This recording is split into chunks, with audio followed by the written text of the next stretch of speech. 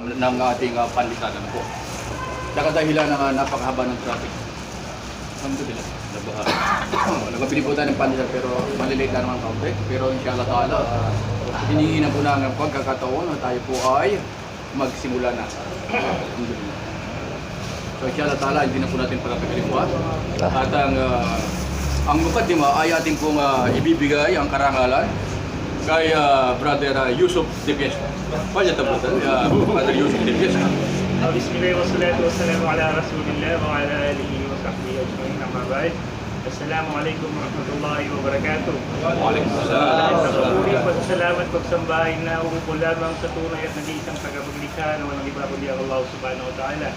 Nawa kanyang pagpapala, pagpupugay, kapayapaan ay mapa sa kanyang mga suwad, mga propeta, maging sa kanyang mga pamilya at maging mga nakasama, maging sa lahat ng mga tumahak at tatak pa lamang sa matuwid na landas hanggang sa huling araw. Alhamdulillah, matapos pasalamatan ng nag-iisang tagapaglikha ang Allah subhanahu wa ta'ala, ay siyempre hindi na rin natin pwedeng kalimutan at napasalamatan ang ating mga mahal na kapatid sa pananampalatayang Islam na walang sawang sumusuporta na mairaos yung mga ganitong programa na walang ibang hangad maliban na makamit natin ang kaluguran ng Allah subhanahu wa ta'ala at mapatubay ang kapatiran ng bawat isa na nakatira dito sa loob ng Iskag at sino man yung mga malalapit na nakatira sa labas ng Iskag. So alhamdulillah, pasalamatan din natin siyempre yung mga naghanda ng mga kinakain natin ngayon, mga nagpapainit ng ating sikmura sa umagang ito. Naway gansimpanan sila ng Allah subhanahu wa ta'ala at pagyamanin pa sila dito sa mundo sa kabilang buhay. Mashallah. Amin, amin. Huwag na nating patagalin pa dahil alam natin na ang iba sa atin ay yung mga estudyante at iba naman ay naghahanap buhay at i-welcome na natin ang ating tagapagsalita ngayong araw na ito. Walang iba kundi ang ating mahal na kapatid na si Sheikh Nuh Jola. Falyatafaddal ya akhi. Alhamdulillah. Jazakumullahu khairan ya Syekh Yusuf. Bismillah. Alhamdulillah wassalatu wassalamu ala man la nabiyina ba'dah wa ala alihi wa sahbihi ajmain wa ba'd. Allahumma rabbi shrah sadri wa yassir li amri wa hlul 'uqdatam min lisani yafqahu qawli. Allahumma arinal haqqa haqqa warzuqna ittiba'ah wa arinal batilan batilan warzuqna ijtinabah. Allahumma tahhir qulubana minan nifaq wa amalan minar riya. Allahumma as'aluka ikhlasu qawli wal amal. Alhamdulillah, unang lahat ng pasalamat at papuri ay para sa Allah subhanahu wa ta'ala, ang Panginoon ng lahat ng mga nilikha. At dinadalangin natin na sumakay Propeta Muhammad sallallahu alaihi wasallam, ang kapayapaan, pagkapala ng Allah sa kanyang pamilya, kasamaan at sa lahat ng mga nilikha na patuloy na tumatak sa tuwid na landas hanggang sa huling araw. At ang pagbati ng kapayapaan sa inyo mga kapatid ko sa Islam. Assalamualaikum warahmatullahi wabarakatuh.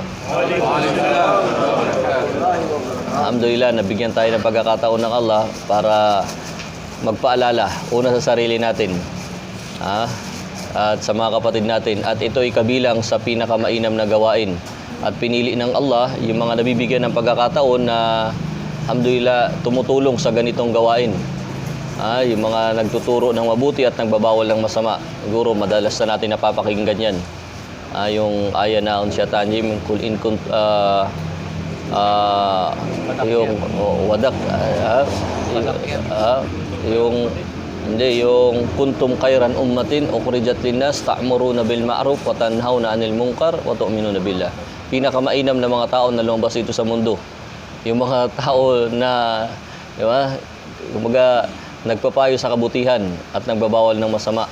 At naniniwala sa Allah. Kaya itong gawain na ito ay napakalaking bahagi sa buhay ng mga tao na alhamdulillah nakikiisa o tumutulong sumasama sa mga ganitong gawain. Kaya alhamdulillah ito ay napakalaking bahagi sa buhay ng isang alipin ng Allah na nandito sa mga ganitong mga tungkulin. Alhamdulillah. Kaya maraming salamat sa inyo mga kapatid sa effort ninyo. Naway panalangin ko sa Allah ay magtuloy-tuloy ang ating mga gawain at hanggang abutan tayo ng kamatayan, nandito tayo sa mga ganitong gawain. No? Alhamdulillah. Una, ang pinakamahalagang paalala rin, syempre yung pasalamatan, yung pag-una kanina, di ba? Pasalamatan natin ng Allah. Di ba? Kasi kung bibilangin nga natin yung mga biyaya ng Allah, hindi natin kayang bilangin. At sabi rin ng Allah, syaitan na rajim, ma yaf'alullahu biadabikum in syakartum wa amantum. Kung tayo ay maging mapagpasalamat sa Allah, ay hindi darating yung adab, yung parusa ng Allah subhanahu wa ta'ala sa malapit na kahulugan nito. Kaya isa sa pinakamahalagang paalala, yung palagi ang pagpapasalamat, pagpuri, pagdakila sa Allah subhanahu wa ta'ala. Ayun. Alhamdulillah, dalawa yung pinagdasalan natin. At katotohanan, susunod ay tayo rin. Nauna lang sila, pero tayo ay susunod din.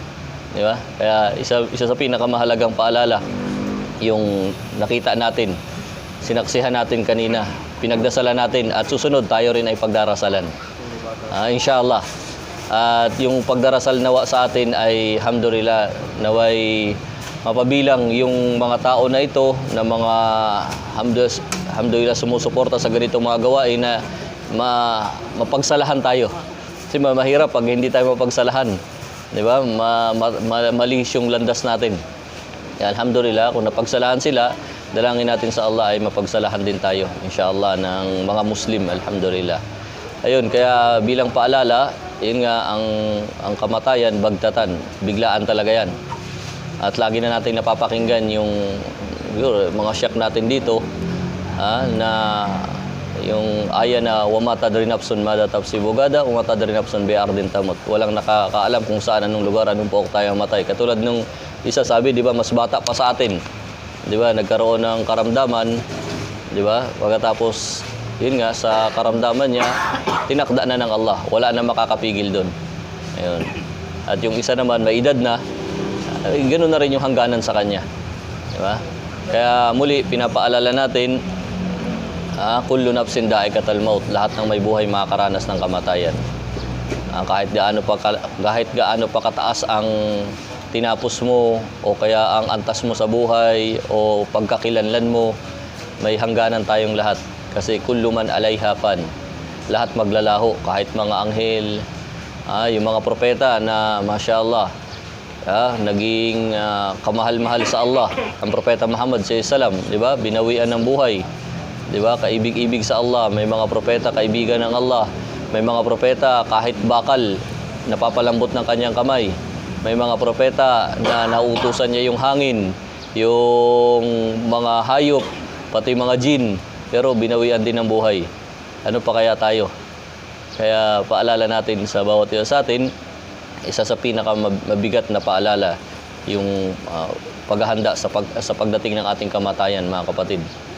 Ayun. At yun nga, ang gusto kong ipaalala sa bawat isa, hindi natin masyadong pahabain, yung patungkol sa ibada. Andito tayo sa mundo para mag-ibada, para sumamba sa Allah subhanahu wa ta'ala. Ano ba ang pakahulugan ng ibada, mga kapatid? Masyadong malawak, no? Masyadong malawak. Pero alhamdulillah, bigyan natin ng konting emphasize, katulad ng mga pagkapaliwanag ng mga scholar, na ang ibada, kumbaga, pangkalahatang salita, ismul jami. Pangkalahatang salita, ismul jami.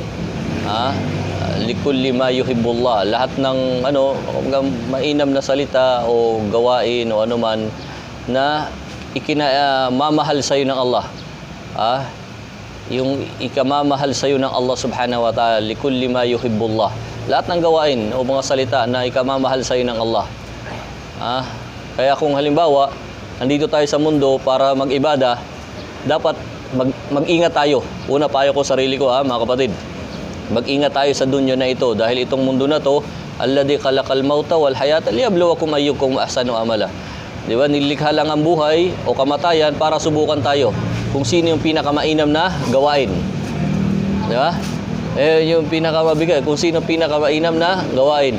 At lagi tayong pinapaalahanan na wag nating hayaan na tayo mamatay na hindi Muslim, di ba? Kasi maaari na yung isang nag-aangkin na Muslim ngayon, o kaya yung nagsasabing Muslim, yung gawain niya ay maaring malihis. Kasi, di ba, ang huling basihan sa atin, anong huling basihan sa atin? Yung huling gawa. Yung huling gawa. Kaya paalala bilang bilang bawat isa sa atin nagsasalita o mga kasamahan natin dito ngayon, may mga nakasama tayo before na alhamdulillah nasa tamang landas, mga nakasalamuha natin, pero nung huling yugto ng buhay niya, iba yung naging kalagayan niya. Kaya bilang paalala sa sarili natin, ang ibada ismul jami, likulli ma yuhibbullah wa yarda. 'Di ba? Lahat ng kaibig-ibig sa Allah na mga gawain o ikalulugod sa iyo ng Allah. Ikalulugod sa iyo ikalulugod sa atin ng Allah. Lalong-lalo na ang tauhid.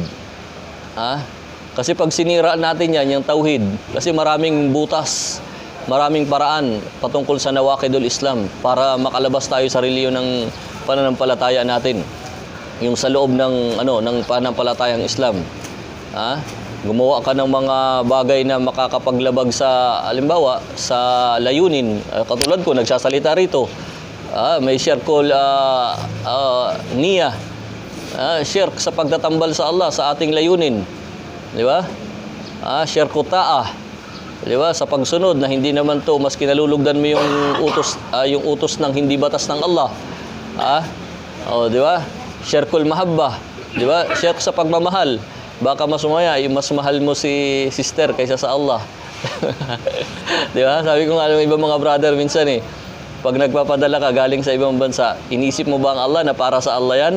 O para lang baka nagpadala ka, baka ayaw mong iwan ka ni sister? Bilang mensahe ba? Bilang mensahe. Kasi iniingatan natin yung layunin. Kasi yun na naman ang basihan sa atin, di ba? Yung layunin. Pag nagkamali ng layunin, ay problemang malaki. Kasi tinatanggap ang gawain pag tama ang layunin. Pag muklis para sa Allah subhanahu wa ta'ala. Kaya tandaan natin yung ibada likulli ma yuhibbullah. Ismul jam likulli ma yuhibbullah wa yarda. Minal aqwal, salita, o kaya sa amal natin, yung sa salita at gawa. Tandaan natin, ingatan natin yan. Ang Allah, tandaan natin, una payo ko sarili ko, innahu alimun bidatis sudur. Alam niya kung anong nasa loob ng puso natin, anong ginagawa natin ngayon, ano ba yung layunin natin ngayon sa mga ginagawa natin, alam ng Allah. Ya'lamu ma bayna aydihim wa ma khalfahum. Alam niya nangyari ngayon, bukas at saka mga susunod pa. Kaya kung yung isang tao ay maliligaw dahil sa sariling kagagawa ng kanyang sarili. Dahil may mga tao nagawa ng gawa ngayon, di ba? Pero sa huling yugto ng buhay niya, may hadith na gano'n, nagpapaliwanag. Sa huling yugto ng buhay niya, aabutan siya ng kamatayan ayon sa nakakadar sa kanya. Dahil alam na rin ng Allah na kung yung tao ay dapat malihis. Kaya nga may kwento diyan sa banal na Quran na yung patungkol kay nung panahon ni Musa alayhi salam, yung Bal'am al-Bauda, napakamaalam, masyaallah. Magaling na kumbaga maalam sa Islam. Pero nang huling yugto ng buhay niya, pinaliwanag ng mga scholar, naging mas masahol pa siya sa hayop ang naging kalagayan niya. Maalam, mga kapatid. Kaya nga tayo, pinapaalalahanan tayo lagi na ingatan natin yung huling yugto ng buhay natin. Kasi yun ang basihan sa atin. Kaya yung salita, maaring salita mo, isang salita mo lang maaring ikahulog natin sa impyerno, mga kapatid, pag hindi tayo mag-ingat. Yung mga gawa natin, naniniwala o Muslim ako, di ba? Sabihin mo, Muslim ako sa salita, di ba? Kasi yung iman, di ba? Ano bang ibig sabihin ng iman? Anong ibig sabihin ng iman? Paniniwala sa Allah. Pero may mga paliwanag dito na kung saan yung, kumbaga, yung halimbawa tasdiqu bil qalb, kung ano yung nasa puso mo, qawlu bilisan, sinasabi ng dila mo, dapat sumasabay, di ba? Tapos amalu bil jawari, yung gawain. Kung yung gawain ay hindi umaayon sa salita at sa puso mo, Muslim pero hindi naman ayon sa landas ng Islam yung tinatahak natin. Paglabas natin yung mga kasamahan natin, wala na. Iba na yung iba na yung mukha. 'Di ba? Iba na yung mukha ng tao pagkalabas ng mga kasamahan niya. May mga kasama siya, malakas ang ibada, maganda, nagpapakita ng pagiging Muslim. Pero pag wala nang kasama, Iba na yung ano niya. Iba na yung mukha. Subhanallah. Kaya una payo ko sarili ko, mga kapatid. Lahat ng mga gawain natin na ikinamamahal dapat sa atin ng Allah, ikinalulugod ng Allah, salita at gawa, dahira wa batina, mga nakalantad at baka nakatago. Mga nakalantad at mga nakatago.